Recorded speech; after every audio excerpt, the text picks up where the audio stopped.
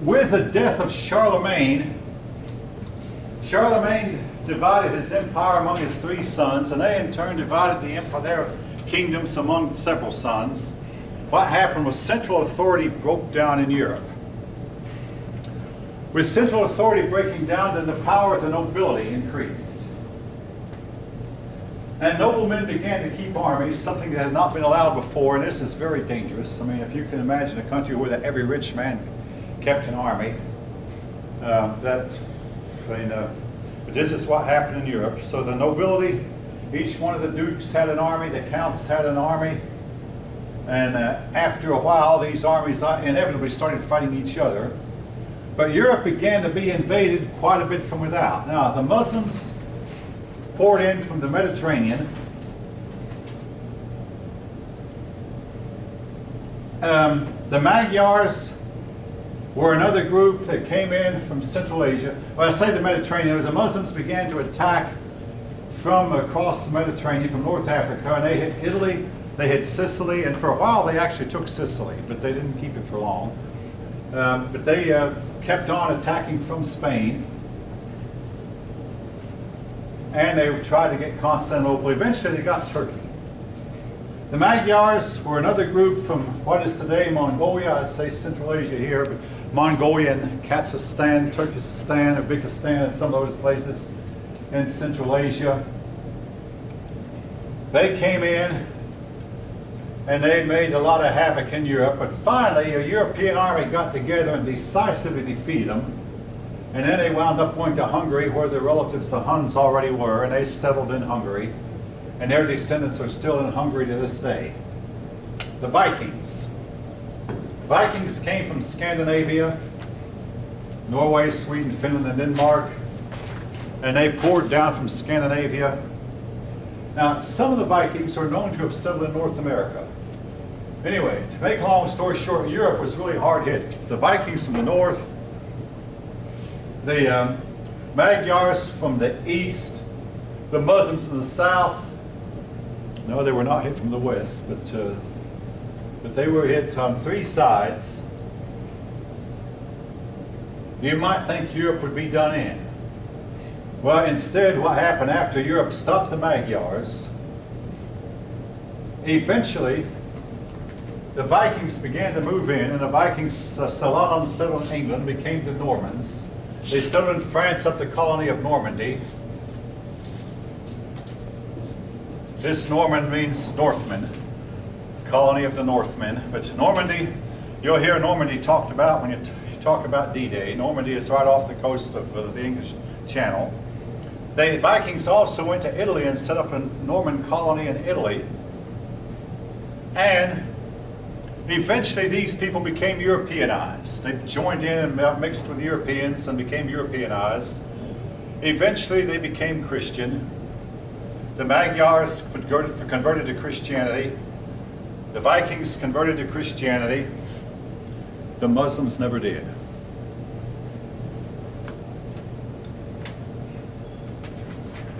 The Vikings don't make war with Europe anymore. The Magyars don't make war with Europe anymore. As I think all of you know, the Muslims still do.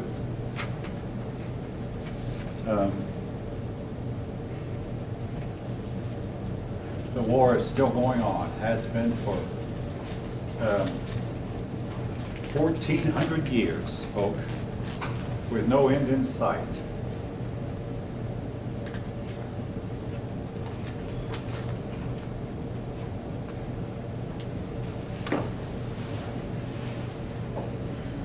I will say this about the attacks that were made on France. Maybe I thought I should comment on it. They are going to teach us. I mean, I was talking to my sister about this, and she remembered what it's important. But these people are going to teach us why our ancestors often behaved the way they did. In other words, why did Queen Isabella kick all the Muslims out of Spain? I think we're starting to understand now. We one time, oh no, that was intolerant. We should be tolerant of all peoples. I think we're beginning to understand why. Why did the Crusades happen? Well, I think folk were starting to beginning to understand why. The Crusades were simply where, instead of Europe waiting for these people to come to them like they had been, The Crusades were where Europeans turned around, we're going to take the fight to their territory. Before that time, the Muslims had been attacking Europe from the west, from the east, from the south. With the Crusades, Europe took the offensive. But, and guess what? France is now hitting ISIS in their own territory harder than they had before. I mean, you know, we're doing the same thing we did before. Well, why? All of a sudden, folk, what our ancestors did starts to make sense. And then why are the governments of the world going to start searching you more and more before public events, screening you for explosives and guns? We're going to see it more and more. And civil liberties are inevitably going to be curtailed. Rights to privacy are going to be curtailed. The government is going to start snooping on your private emails and private cell phone conversations more and more. And a lot of people are going to realize, yes, it has to be, because it's the only way the government can protect us. Now, as far as I'm concerned, I do not ever engage in any conversation on my cell phone that I would not want my government to hear. So I don't care what my government hears about any email that I send or receive. I don't care what they hear, because I'm not engaging in anything against my government. So they can hear anything they want to from me. I don't care. But if you have something secret going on, you don't want everybody to know, I'm sorry, the government's going to do this. It's just simply what has to be done. All right. Anybody have any comments? I actually watched a video of one of the buildings that was attacked in France. Yes. And there was a pregnant lady literally hanging off the ledge. And I heard the shooting. I literally heard the shooting, and I saw people dragging their friend out of the building. It was so sad. It was just awful. Yeah. And every one of us in here knows it's a matter of time before they hit us again. And that's scary. We cannot protect. I mean, what? With what we have in place now, we cannot keep it from happening. We're going to have to change our attitudes about who we let into this country.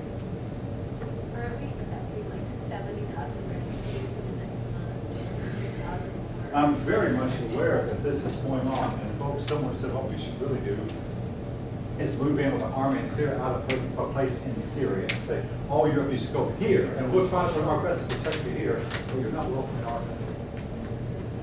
That is what more, I mean, other people, some of you are nodding like you've heard that. Folk, I don't think we should let them in.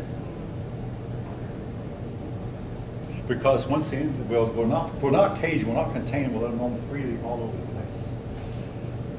I think we should protect them, but on their own soil. That's exactly what I said, that we should clear ISIS out of as much as we can on their own soil in Syria.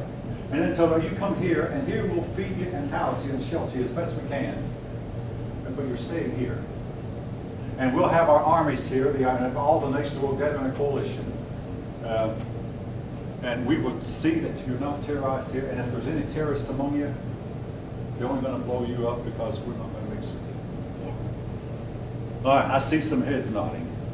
But hey, guess what? We don't have a government that's going to do that right now. No. And folk, if we keep fighting the way we're fighting, we're going to lose. It's going to take a really hard knock before some of us wake up. We've got to do what has to be done. Do we better understand why our European ancestors waged wars against Muslims now? I mean, folk, the Crusades have been criticized. Oh, how terrible our European ancestors, I mean, those of us who are European descent, how terrible the Europeans were for attacking those innocent people. They were not innocent people. It's simply a matter of, all right, you're going to keep fighting us, we're going to take the ball to your territory now. We're going to fight you on your terms. Europe lost temporarily. All right. Anyway, these people, these three groups of people attacked. And what this led to was a system called the feudal system. Now, I've talked about the word feudal before. It was done a little bit in India and in China, but nowhere as much as it was in Europe.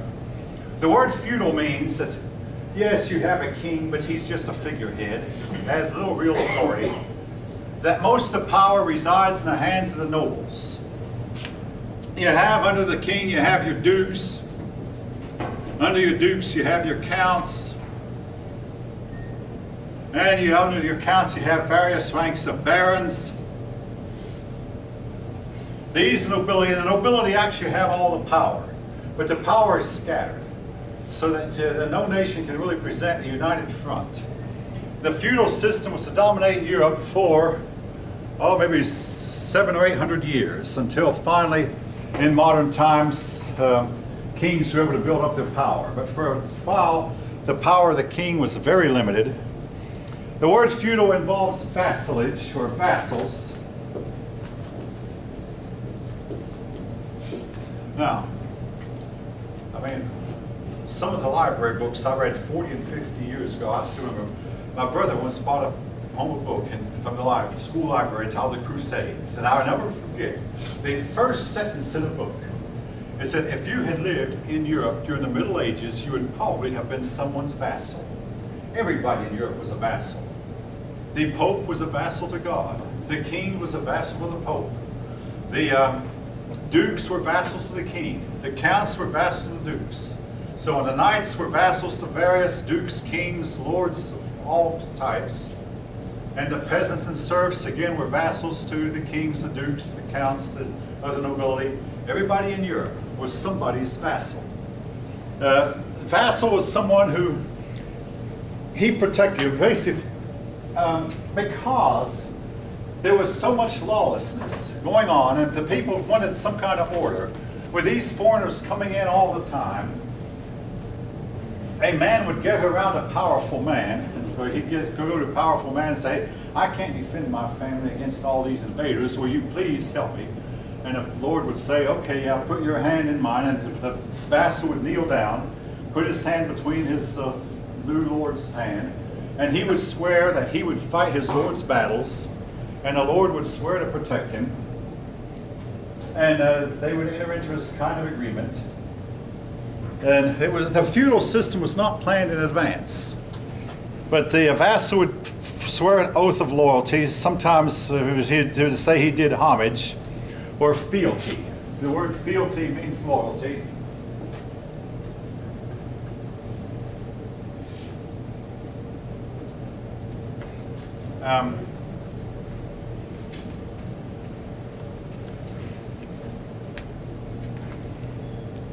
Now, one thing about this system, because a man was so close to his master, assassinations were rare. There have only been like 2 recorded assassinations where someone killed his overlord during an 800-year period. And one of them happened in Austria, and I've read about where the other, but assassinations were really, really uncommon. Also very uncommon in this period of time was where that fathers would kill their sons. Now, in the ancient world, I mean, Constantine killed his 2 sons. King Herod killed 3 of his 6 sons. But then come the medieval world.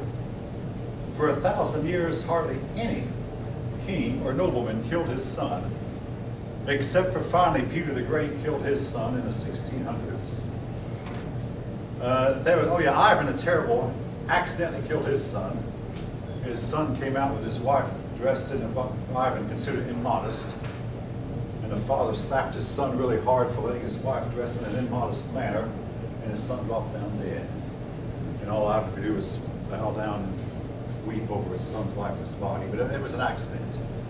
But fathers almost didn't kill their sons in the Middle Ages, hardly ever. Even in spite of the fact, a lot of the sons would rebel against their fathers, but they would never kill their fathers. I mean, well, like in the case of Henry III, his sons rose up against him, and they put him in a monastery. Edward II, his sons rose against him and put him in a monastery also. And I've told you how that the last Merovingian king was put in a monastery, or they didn't assassinate these people. We'll talk later about how King John, well, hey, when all the nobility of England rebelled against King John, nobody had any idea to kill him. They didn't kill him. They simply said, here, Your Majesty, here's a piece of paper, sign it. Assassinations were almost non-existent. Again, I'm not saying the morality of the Middle Ages was perfect, but it was an improvement over the ancient times. Now, something else that came up during the afternoon class, someone asked me what I meant by Christian. When I said the Magyars became Christian, the Vikings became Christian, they might not have become your brand of Christianity. I mean, let's face it, I don't know how many of you claim to be Christian, but I mean, the young woman who brought this up was Southern Baptist, and I've had my wife ask me, well, were they really, well, I have to tell her, answer to her, they were not Southern Baptist. They were not that brand of, they became Christian in that they made a profession, they were baptized, they joined a church, but they, and then each of you can decide for yourself whether they were really converted or not. I've talked this over with a sister one time. She said she just leaves that up to God to decide, because the brand of Christianity we have in America today did not exist in the Middle Ages. Again, there were no Southern Baptists, there were no Methodists, there were no Protestants, and even the Catholics were not like today's Catholics. Hopefully I've made that as clear as mud, because that's the way it is, it's as clear as mud. But anyway, they converted at least. Now, leaving that topic, knights. The knights came about for two things that happened. Number one, the Europeans learned how to breed horses that were larger. No, it's not that horses evolved into bigger horses, because while the horses were becoming larger, European men were becoming smaller.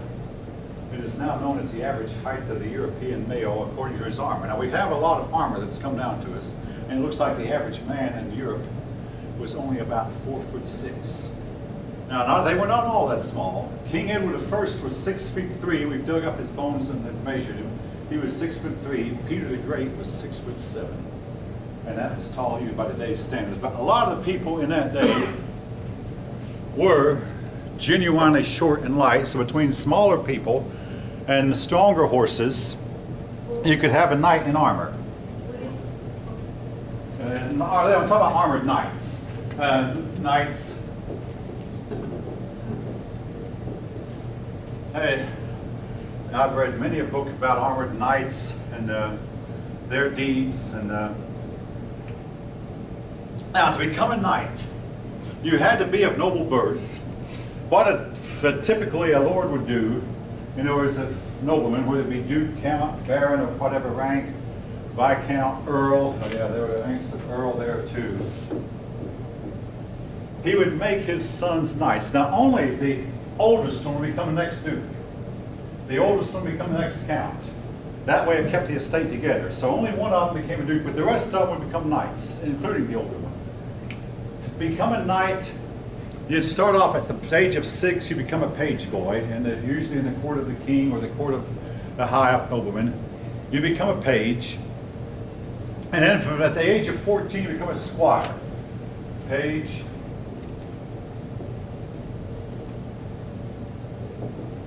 As a squire, you would assist the knight in any way you could. You would help him up if he fell down, because a lot of knights got to where they were carrying so much armor that they could not get up by themselves. Armor became heavier and heavier as time went on, and finally they just simply could not wear it. And as a squire, you would learn to hunt, and you would learn the arts of swordsmanship, shieldsmanship. The squire also, before the invention of the stirrup, the squire had to help the knight on the horse. Basically, the squire would get down on all fours, and the knight would step on his back and mount the horse. Now, eventually, mount his horse with the assistance of his squire. Eventually, this was eliminated when the stirrup was invented. Yeah, believe it or not, Europeans did not always have stirrups. Now, the word knight, by the way, means horseman, or for 500 years, knights were to dominate the battlefield. They were like the tank. Knights did not get killed very often on the battlefield. Their armor protected them pretty well.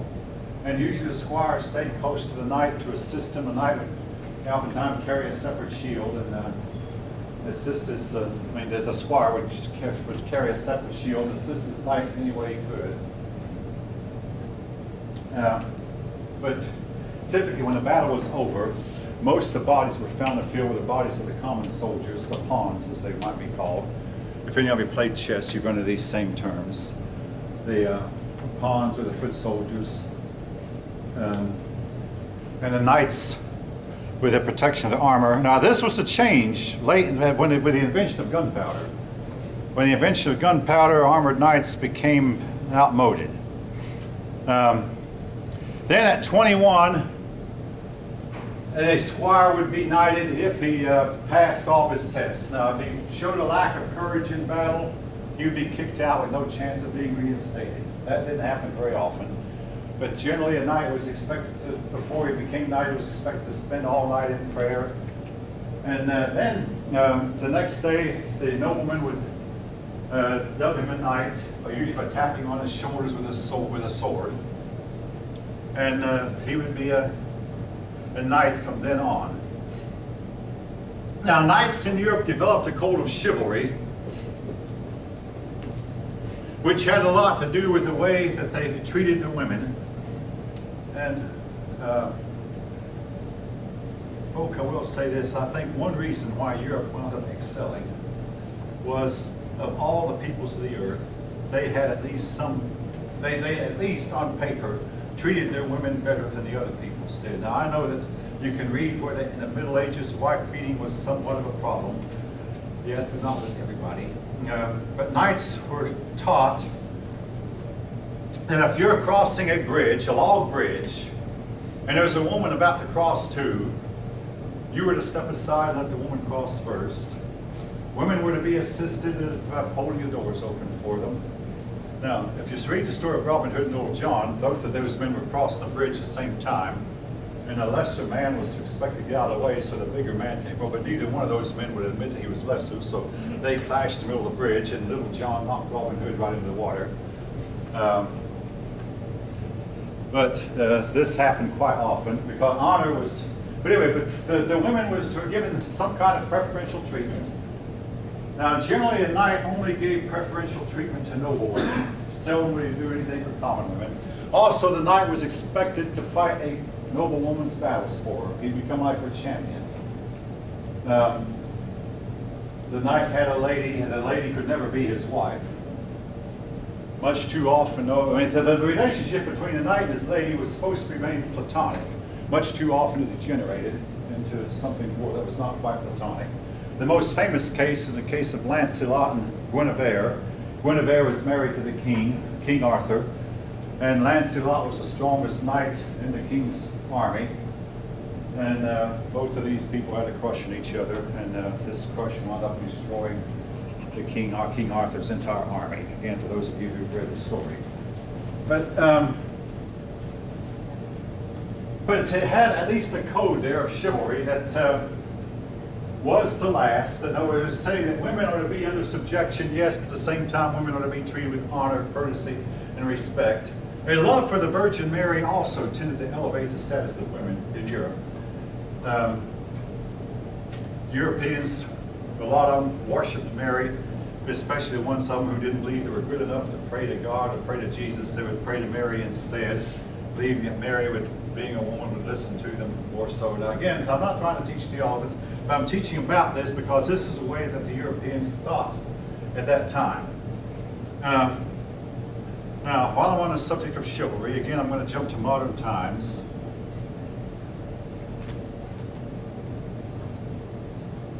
Back in 1987, I took a young woman to Stone Mountain, and when we got to the entry gate, of course, someone demanded a fee, and I pulled out money, and she said, "Oh, do you have to pay to get in here?" I said, "Oh yeah, we pay to get here." She said, "Well, here, I'll offer to pay my share." I said to her, "Well, I knew that this was going to cost money when I invited you to come out here, and I came prepared to pay." She said, "Oh no, I want to pay my share of the fee." I went to Lockheed the next day and discussed this with a couple of other single men, and one of the men said, "Yeah, a lot of my dates do that to me too, and I don't like it." I've discovered some classes, a lot of the men don't like it. If they came prepared to pay, they don't like it if you offer to pay. All right, anybody? I mean, I got the class looked awake anyway. All right, anybody have any comments? I mean, if I understand this is still going on, a lot of the, some women just say, I just don't want to feel like I'm obligated to them. So, by the way, this woman I took to Stone Mountain was unemployed and I'd been in hockey for 7 years, and I had plenty enough money to pay her way in. But we finally worked out a compromise to where I paid half of hers and she paid the other half. She was flat broke. So she had no business offering. But she just did not want, she was basically sending me a message that, hey, I'm not your girl. As far as I know, she never married. I mean, but I lost contact with her a couple years later. I don't know whatever happened to her. So many of the girls I dated after I turned 30 were not married yet, the ones I know anything about. Anyway. And no, I do not. I am not Facebook friends with any one of them. No, I do not keep up with old flames. And I know of some horror stories that happen to men who have contacted old flames. Some of you might have heard some of the same things I'm talking about. No, I don't. And believe me, if I were to ever become single again, there's not a one of them that I would want to have anything to do with. All right, I gotta quit. I gotta quit. But anyway, chivalry, code of honor among the knights in Europe during the Middle Ages. The nobles in those days often built castles. Again, if you ever played chess, there's a player on there called the knight, called the castle. Oh yes. You know, I played it a lot too, and I played against my computer. Two of them, well, see, they organized chess leagues in my high school after I left. But two of my brothers, I played with my brother, and two of my brothers became chess champs. I might have become a chess champ myself if they'd had a league. Yes. But anyway, you have the knight. Now, also there was the bishop. Now, about the church officers, almost every high-up church officer, from bishop on up, the bishop, the archbishop, and even the pope, came from noble families. Well, if a nobleman had more than one son, he would make his oldest son the next nobleman and put his younger son serving the church. And we'll talk in a little bit about a king who had an older brother, so he was put in the church as a monk. Then the older brother died, and this king was called to the monastery to be king, and he never could quite get over the fact that this happened to more than one king, by the way. Never could go with that. Hey, I was told I was a monk, now all of a sudden I'm king, and they could not adjust to the different roles they had to play.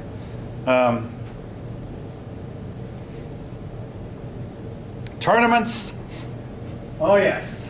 When I was a kid, I would read the books about knights clashing with each other. Basically, a tournament was where that knights galloped pell-mell toward each other with spears, and they tried to knock the other knight off the horse.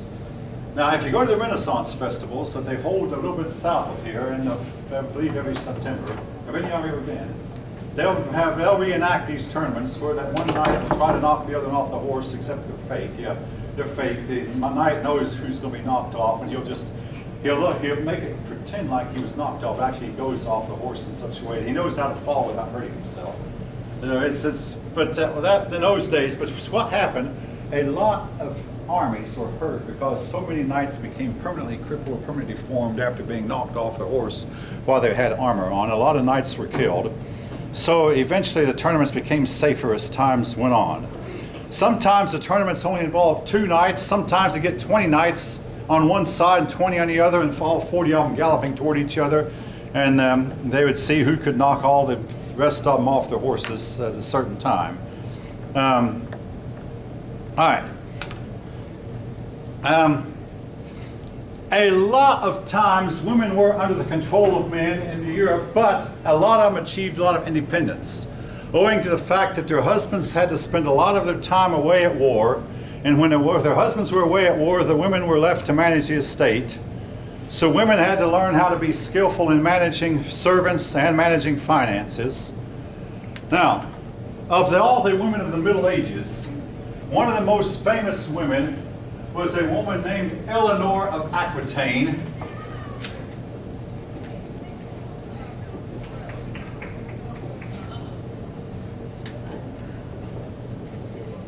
All right. She was a daughter of the Duke of Aquitaine. Well, turns out when her father and mother died, she was the only child. So she inherited her father's estate. Her duchy was bigger than the king's royal domain. So when she grew up, she married the king, King Louis VII of France. All right, now Louis VII, as I already, well, I didn't mention his name, but basically Louis VII had an older brother, and his older brother died, but Louis had been put in a monastery, expected to be a monk. Well, all of a sudden the older brother died, and the father sent for him and said, hey, young Louis, you come home, you're the next in line to the throne. So when the father died, Louis got the throne, Louis VII. But Eleanor complained, hey, he acts like a monk. I thought I was marrying a king, and here it turns out I married a monk. He was very pious, very religious, much too so for Eleanor. Anyway, Louis VII went on a crusade, and Eleanor went there with him, but she took 50 women. So you can imagine, I'm going to level with you. These 50 women in an army of several thousand men, and these women, of course, passed around from man to man, including Eleanor herself. The relationship between the king and Eleanor got so bad that the king threatened a divorce, but finally they went to the Pope. On their way back, when the crusade failed, the king and queen went to the Pope. The Pope tried to reconcile their differences and simply couldn't. And one of the differences was that Louis complained not only was Eleanor running around, but also Eleanor never bore him any children except for daughters. And Louis VII wanted a male heir, and all Eleanor bore was female children. Well, ironically, Louis and Eleanor divorced. Louis then married a woman who bore him a male heir named Philip. We'll talk about Philip because this later. And Eleanor then married the King of England. And for the King of England, she bore him 4 sons. Now, in those days, folks, they believed that a man who wanted a son should marry a woman who had a lot of brothers, that was the woman who determined the sex of the offspring. Today, we are convinced it's the man who determines the sex of the offspring. So if Louis could not have any male children by his wife Eleanor, he should not have blamed his wife. It's just simply this is the way that the lot sometimes happens. I mean, flip a coin. I don't have any in my pockets. Flip a coin. Sometimes it's a male, sometimes a female, but it has nothing to do with the wife.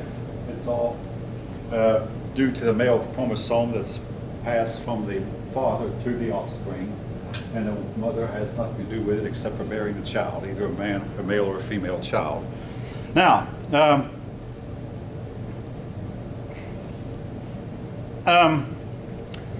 again, Eleanor's 4 sons, 2 of them became kings. She was the mother of King Richard the Lionhearted, and I had a student do a paper on Richard, and also the mother of King John, who a lot of people credit with sending England on a road toward democracy.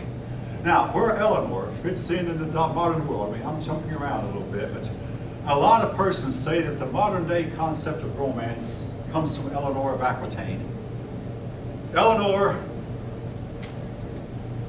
gave Europeans the idea that you simply follow your heart when it comes to a choice of a companion. Wherever your heart leads you, that's where you go. Now, having said that, I need to wash my mouth out. There's some things, folk, I just don't believe. That love is only a feeling you have, an emotion. And once the feeling starts to leave, there's no reversing that feeling is going to go, but you follow where the next set of your feelings will lead you. I mean, your emotions will lead you next time. Eleanor's ideas spread on down through Paris, France, and became really prominent during the days of King Louis XIV and Louis XV and Louis XVI and his wife Marie Antoinette. And when the kings of France, when Louis and his wife Marie had their heads chopped off, supposedly this was slowed down in Paris. But then this scene was taken up by Hollywood, and most of you probably are more aware than I am of the Hollywood scene, where you switch partners as your emotions lead you to. Follow your emotions, follow your heart, and do what your emotions tell you to do, because you are not in control of your emotion, or your emotions control you, and you follow where they lead. That's the way to true happiness. And again, where's some I can wash my mouth out with? Because what I just said, I do not believe. Nevertheless, this is the belief that she's followed and fostered and passed down. You might say, well, where was romance before then? Marriage was a matter of a choice decision you made and not a matter of your feelings. Eleanor changed it to being a matter of feeling, following your emotions. And this is done by a lot of Western people today, men and women, not just Hollywood either. But we have a divorce where that more of our marriages fail than work. And as long as we keep acting that way, we can expect sooner or later we're going to be conquered by our enemies. All right. Growth of European kingdoms, that's the next subheading in the book. I'm going to be introducing you to a lot of men, but I have no qualms about, I mean, there's several names here, but they are important. We need to know them. And from time to time, you'll read about these men. Hey, England just discovered where one of its kings was buried just in the last couple of years. King Richard III. Nobody knew, then it discovered, well, he was buried in a parking lot. Well, we've been using parking lots. And nobody knew that for several generations. But anyway, in England, we'll start with England. In 1066, William the Conqueror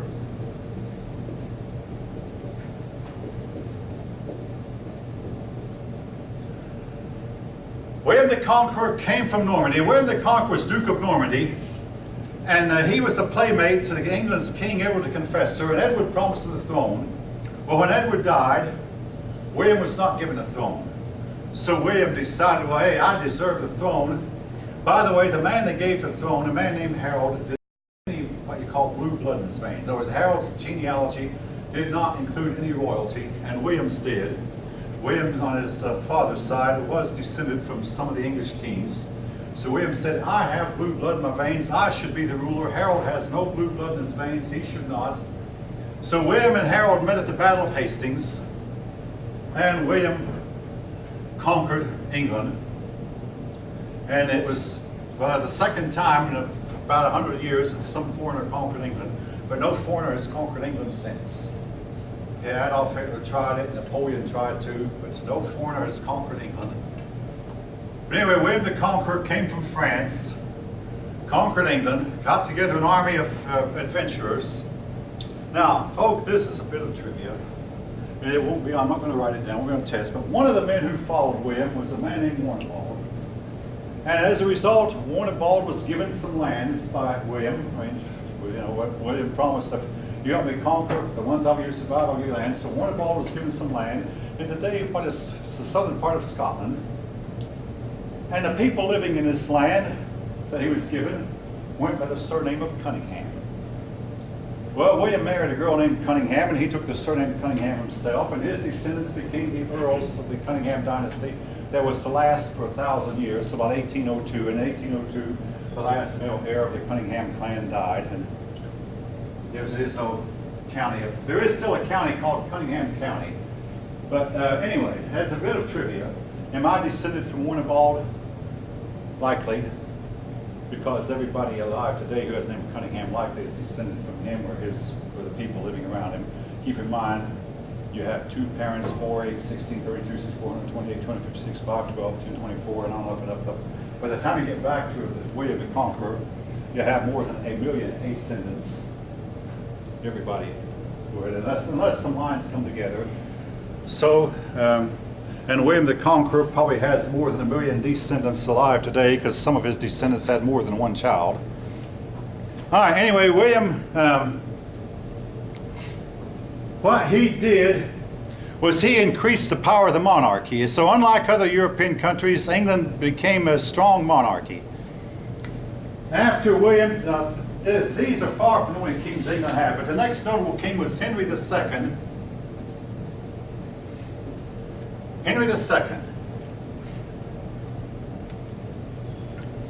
Henry, again, strengthened the power of the monarchy by taking over the court system. Now, folk, if you're into conspiracy theories, you might learn that Woodrow Wilson figured out that the way to get control of this country was to take over the courts. Get the right people in the courts, and in our country today, our courts make all of our country's moral decisions. Our elected officials do not. We, the people, do not make our moral decisions. Our moral decisions are made for us by the courts. If I'm wrong, tell me. The Supreme Court can make a decision 5-4, and a decision cannot be overturned. Well, yeah, there was one overturned back in 1912, income tax decision they made back then. Nobody remembers it because it's been more than 103 years. There was a decision they made that was overturned. Another decision they made about busing was overturned because it was ignored. The Supreme Court ruled that students must be bused to achieve racial equality. Neither blacks nor whites liked the idea, so eventually that decision has been ignored, so there is no busing anymore. But for the most part, they rule like philosopher kings. But anyway, Henry II strengthened the power of the courts. And he was trying to rectify a problem that had occurred. Who was in charge, the church or the state? And in a war between church and state, Henry wound up losing. Now here's a story of how. Henry, when the office of Archbishop of Canterbury, that's the highest churchman in England, Archbishop of Canterbury. So when the office of Archbishop of Canterbury became vacant, Henry appointed one of his buddies, who really was not a strong churchman, but appointed his buddy, Thomas Becket,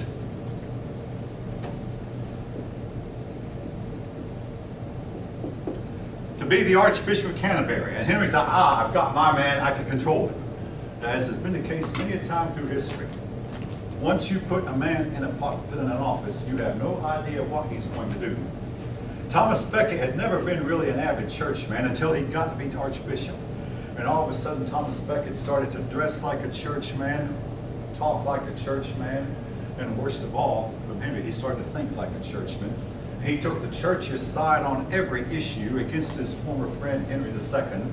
And even the Pope, Pope Innocent III, wrote him a letter, hey, in effect said to Thomas, hey, Thomas, just cool it down. We don't want to clash with the king right now. We can slowly and more gradually infiltrate and get our way. But Thomas Becket didn't even pay attention to the Pope. He continued to oppose Henry. And one of the issues was, who's going to appoint church officials, me or the king?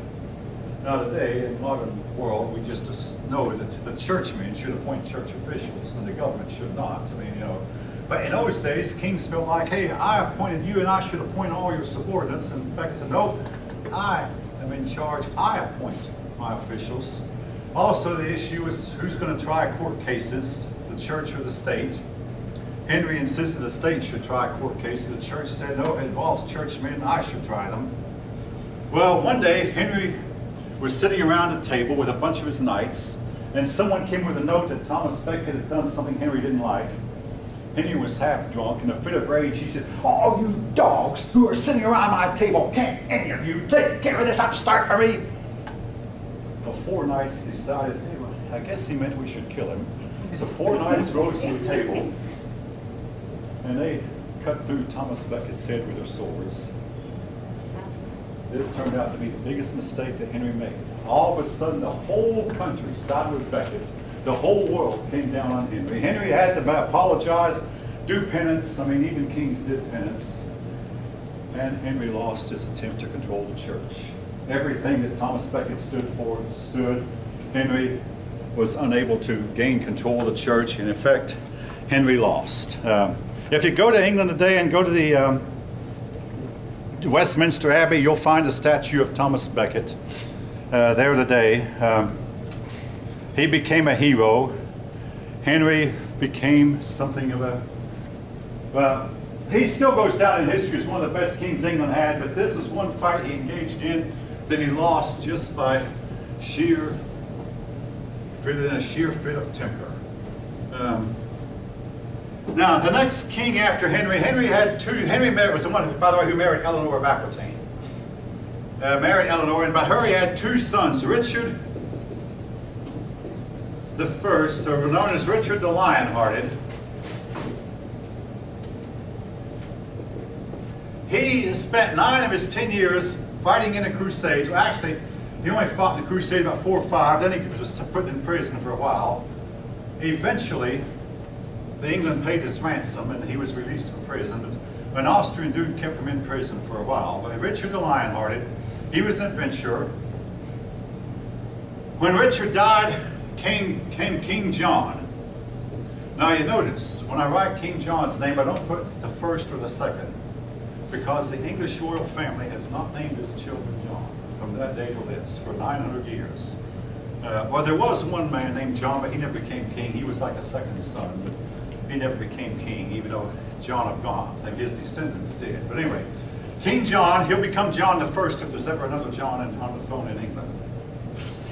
But now, King John is remembered as the worst king England ever had.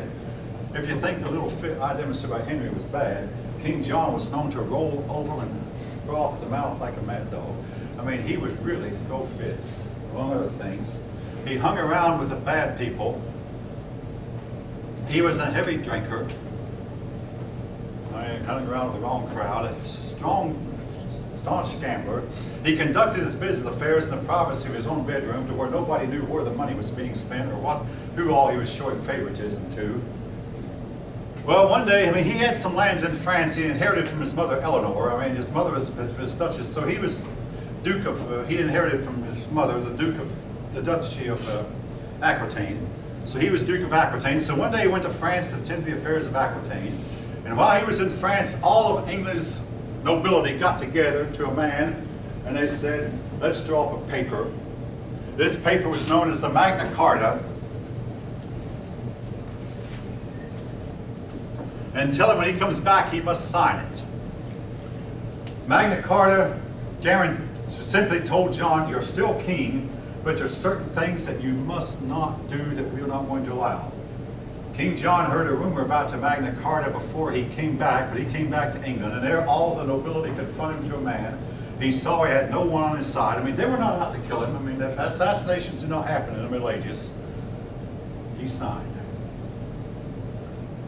And a lot of persons trace English democracy to this event. The Magna Carta has been one of the greatest documents in history that simply told the king, yes, you're still king and you're still on the throne, but your power is limited. And there's some things you cannot do, you cannot rule as you please. That may be one reason why England still has kings and queens today. France no longer acknowledges any, Germany doesn't acknowledge any, Russia doesn't acknowledge any king. But England still has one, because back then they limited the power of the kings. And Winston Churchill would say maybe England owes more to the vices of King John than it does to all the moral uprightness of all of England's noble statesmen. Be that as it may. Now, something else. King John would carry his royal treasure around with him everywhere he went. And one day, this treasure was crossing the Thames River, and a high wave came up and toppled over the wagon with the treasure in it. And all the king's treasure was lost. The king did not live long after that. The treasury today is believed to be buried under 20 feet of silt. If it's ever found, the royal family insists it belongs to them. A lot of people have looked for it over the last 800 years. Nobody has seen it. But supposedly it's still there in the Thames, buried deep. Maybe someday it'll be found, thanks to our modern day. But anyway, King John was impoverished after that. He developed a fever not too long after that and passed on. After King John, the next king after him was Edward. King Edward I.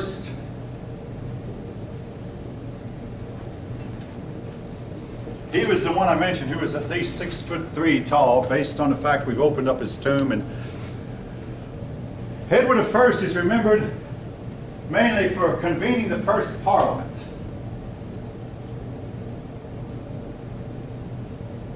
Now, in the United States, how long this was? In the United States, we have Congress. Over in Great Britain, they have what they call Parliament. Parliament comes from a French word where you have the right to speak your mind. Essentially, Edward found himself in financial hardship. I mean, even kings can get in financial trouble. And he realized the only way a king has to make money, to raise money, is to tax. But he knew if he taxed the people without their consent, there might be rebellion. So what he did, he called all the nobles together. Said, hey, and got them into one place, into one room, and said to them, now, okay, now, folk, I need this amount of money, and I need this, and I need this, but I only have this much. Is it justifiable if I levy a tax? And Parliament agreed. From that day till this, no king in Parliament, no king of England has dared levy a tax without the consent of Parliament. Now, one of them did, a king named Charles, but he got his head chopped off. Charles I did try to tax without Parliament. But Parliament has a right to tax, and only a tax law can be levied with the consent of Parliament. In our country, we have a constitution that says that only the House of Representatives can initiate a tax measure.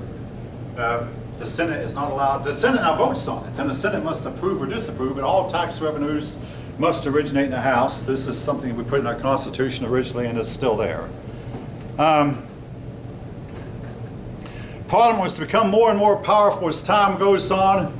As time went on, eventually Parliament could decide who was king and who wasn't. Parliament forced Edward I's son, Edward II, out of office. Edward II was a drunk and a misfit and hung around with a bad crowd and lost Scotland. And after about 20 years, the people got tired. So they didn't assassinate him. They simply, Parliament voted him out of office, put him in a monastery, and gave the throne to one of his sons. Anyway, but that's the main kings for a while. The main kings, I want you to remember, King Henry II, Richard I, King John, and Edward I. Then we move on to France.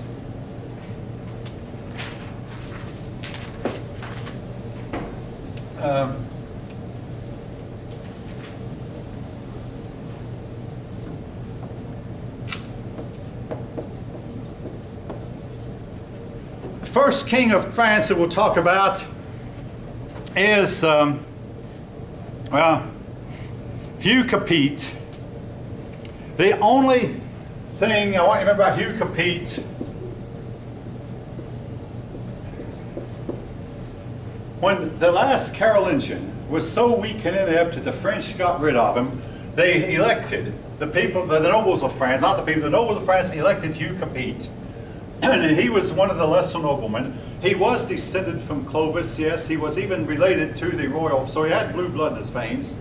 But they figured he would not amount to anything, except for one thing. I mean, what was supposed to happen was when he died, the nobles were supposed to get together and elect a king. Well, Hugh Capet, before he died, he had his son crowned, and that son had his son crowned, and that son had his son crowned, and that son had his son crowned, and all down through. I mean, they used the biblical precedent that in the Bible, David had his son Solomon crowned while David was still alive, and David lived for a short while after he had his son crowned. So basically, as these kings began to get old and in failing health, they would have their sons crowned, and this would guarantee that the succession would pass on to their sons. So Hugh Capet started a new dynasty called the Capetian dynasty that was to last for about 300 years. The Capetian dynasty. The first king that was of any, that amounted to much was Hugh Capet's, about 6 generations later, great-great-great-grandson. For the first 6 Capetians did not amount to much. Then came Philip Augustus. All right. Otherwise known as Philip II. I want to digress a little bit. Philip Augustus was the son of Louis VII. And Louis' second wife. I mean, Louis VII had no children by his first wife, Eleanor, but he was the son of Louis II. And he was only born after Louis II was quite old and advanced in years. Louis VII. Louis VII lived a long time. Before I get into much detail, though, about what Philip actually accomplished, I want to tell a story about what happened to Philip when he was young. He was young and foolish. He was about 16 years old, and well, not very wise at this point in his life. Now, keep in mind, only the nobility were allowed to hunt. That's one reason in this country our men valued the right to bear arms and the right to hunt. Most of our generation do not seem to appreciate that, but the right to bear arms is in the Second Amendment. The right to hunt, again, in that part of the world. So Philip Augustus, at 16, he was a crown prince, went on this hunting trip by himself, alone. And he passed by a farmer, and the farmer called out, "Hey, sir, I want to tell you, there's a loose shoe on one of your horses has a loose shoe." And young Philip thought, "So stop for a little nail. It's not worth it." So Philip went on into the woods hunting, in spite of the fact that he had lost a nail. Well, the farmer picked up the nail and thought, "Well, I'll save it." I mean, Philip said, hey, keep it, my good man. You might be able to use it for something. Well, there's a saying that's, save a nail, bad or worse, someday may fill your purse. This nail the farmer saved filled the farmer's purse. There's another saying, because of the nail, the shoe was lost. Because of the shoe, the horse was lost. Because of the horse, the prince was lost. The shoe worked its way all the way off. And if anyone know anything about horses, the horse was unable to walk. I mean, horses have to put equal weight on all 4 feet to move. They cannot walk on 3 feet like a dog or cat can. So basically, the horse was simply crippled. Then the prince had to dismount the horse and walk. And then the prince, night came on, and the prince developed a hard fever, a really bad fever. Fortunately, the horse knew his way around, so the horse was able to hobble back to the farmer's house. The farmer put the young crown prince up quickly in his bedroom, and then realized, hey, this man is the crown prince. So the farmer then sent word to government, hey, I have the crown prince in my house, and he's very sick. When the old king, the father, heard about it, oh, he was just really, really upset. I mean, this was the only son he had, and he felt like he had to do something. So he went to the priest and said, the priest, what can I do to guarantee my son's wealth? The priest said, go visit the tomb of Thomas Becket. So the king, old king, went to visit the tomb of Thomas Becket, and he had a talk with Henry II, but King Louis VII was in no mood to fight. I mean, never mind that Henry had married his wife. He had divorced his wife anyway. But they had a talk. Make a long story short, it took a while. It took several months, but Philip Augustus recovered fully. Shortly after Philip Augustus recovered fully, the father Louis had Philip crowned. And it was a saying, once you retire, I mean, folk, I don't know when I'll retire. I do know this, my dad lived 11 days after he retired. He retired July 31st and died August 11th. Bear Bryant lived a month after he retired. Louis VII, as soon as he had his son crowned, his health went downhill fast. Maybe his body just said, okay, your life is over, your work's over, shut down. He died shortly after he had his son crowned. And Philip Augustus then got the throne at 18. A little bit of personal trivia I thought I'd throw in. It's quitting time, folk, but on Wednesday we'll take